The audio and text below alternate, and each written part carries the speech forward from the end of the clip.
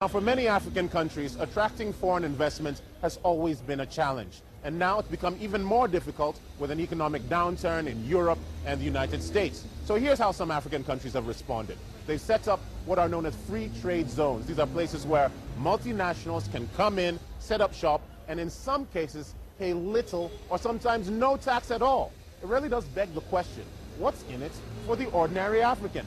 Mark Edo has been checking up on that in Nigeria, Africa's most populous nation.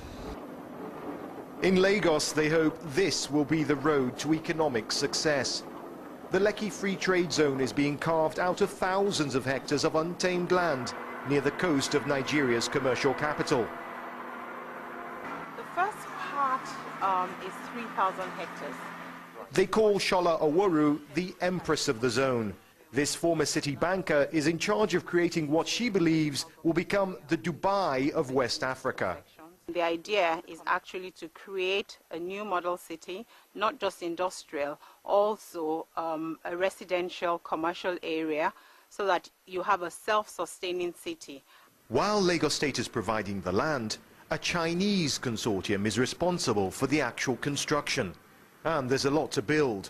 The zone will have its own international airport, deep sea port, and its own water, power and sewage systems. The idea is to have the zone as a catalyst for economic development in Lagos State, diversify the economy. We would want to attract foreign direct investments into Lagos State.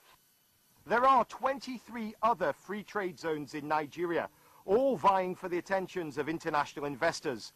But the Lekki Free Trade Zone here in Lagos has one big advantage: size.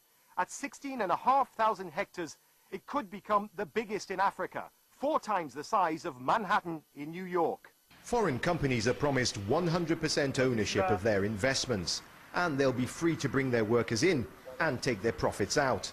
The zone will be tax-free. Sounds good for the companies, but is it good for the country? The governor of Lagos State, Babatunde Fashola, says yes.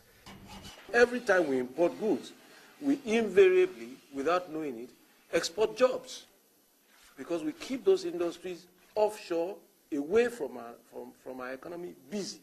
And we can win by that by keeping the jobs here on our land. There's a race to build free trade zones across the continent. One economist says it's because African countries realize they must open up their markets quickly. The truth is that the nation as a whole and the markets as a whole have come to accept that they must move in the direction of free trade. Because one, it opens up their markets, so investment flows come in. Two, it makes their domestic industries more competitive. That's the hope for the Lekki Free Trade Zone. But back at the zone, Shola Oworu can't dwell on what might be. She's got a new model city to build. Mark Edo, Africa Business Report, Lagos, Nigeria.